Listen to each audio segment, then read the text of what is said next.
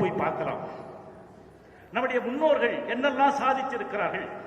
இப்ப வாழப்பாடியாரை பத்தி ஒரு புத்தகம் எழுதியிருக்கிறோம் தனிப்பட்ட முறையில். அர்த்தனார் ஈஸ்வரவர்மாவை பத்தி ஒரு புத்தகம் எழுதியிருக்கிறோம்.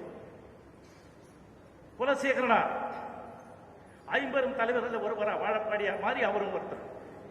வாரியங்களின் பிதாமகன் அவர்தான். அந்த மாதிரி வன்னி அடிகளார் இவங்கெல்லாம் அவங்கள பத்தி எல்லாம் நீங்க தெரிஞ்சுக்கணும். நீங்க தெரிஞ்சாதான் நீங்க யார் என்பது தெரிய வரும். அதுக்கப்புறம் தான் நீங்க கேட்கறதும் போறதுக்கும் நல்ல சிறப்பா இருக்கும். சோ இந்த புத்தகங்கள் மட்டுமல்ல, நாம செய்திருக்கின்ற இந்த செயல்களை எல்லாம் தமிழ்நாட்டில் இருக்கின்ற இந்த சமுதாயத்துக்காக உழைத்திட்ட அத்துணை தலைவர்களை பற்றியும் விளக்கங்களும் இதுவும் நம்ம வெப்சைட்ல இருக்குது. நீங்க யாரை பத்தி வேணாலும் பார்க்கலாம். வீரப்பனாரை பத்தியும் பார்க்கலாம், காடுவெட்டி குரு பத்தியும் பார்க்கலாம், முத்துலட்சுமி பத்தியும் பார்க்கலாம். அதுல எல்லார பற்றியும் நாம் எழுதி இருக்கிறோம்.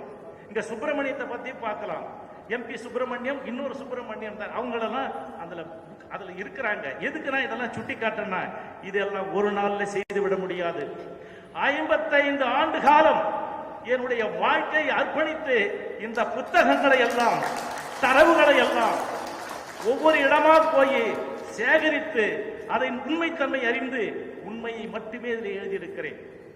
இந்த சுதந்திர போராட்ட தியாகிகளுக்கு ஊர்வலத்தில் எல்லாருடைய சிலையை வைக்கிறீங்க, ஏண்டா எங்க சிலையை வைக்கவில்லை? யாருக்கெல்லாம் வைக்கணும்னு கேட்டோம். அர்த்தனார் ஈஸ்வரவர்மாவுக்கு வைக்கணும், சர்தார் ஆதிகேசவனுக்கு வைக்க வேண்டும், நம்ம அஞ்சலி அம்மாளுக்கு வைக்க வேண்டும். இந்த மாதிரிலாம் நம்ம சொல்லி அவங்களுக்கெல்லாம் இந்த சிலையில சிலை வைக்கணும்.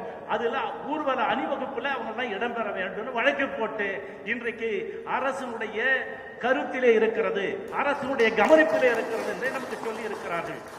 ஏன்னா இதெல்லாம் யாரும் செய்யல, இது செய்வதற்கு ஒரு ஆள் இல்லை.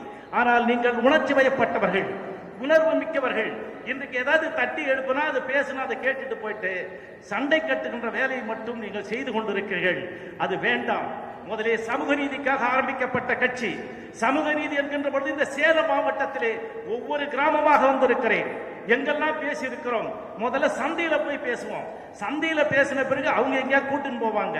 அந்த ஊர்ல போய் தெரு தெருவா பேசி வன்னியர் வாழ்கன்னு சொல்லி அவங்கள அணிதிரட்டி தான் நாங்கெல்லாம் போராட்டம் பண்ணோம்.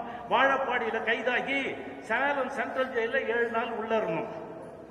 சரி, எதுக்குலாம் இதெல்லாம் சுட்டி காட்டுனா, அந்த தட்டி எழுப்பியவர்கள், உணர்வு மிக்கவர்கள், உணர்வு பூர்வமானவர்கள், நீங்கள்லாம் இதை தெரிஞ்சு வச்சுக்கிட்டு இதுக்கு நீங்க எப்படி பயன்படுத்திக்கணும்ன்றதுதான். இப்ப நீங்க யாரும் என் பின்னாடி வன்னியர் இருக்காங்க, என் பின்னாடி வன்னியர் இருக்காங்கன்னு நான் செய்யல.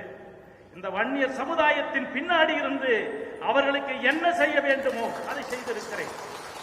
தொடர்ந்து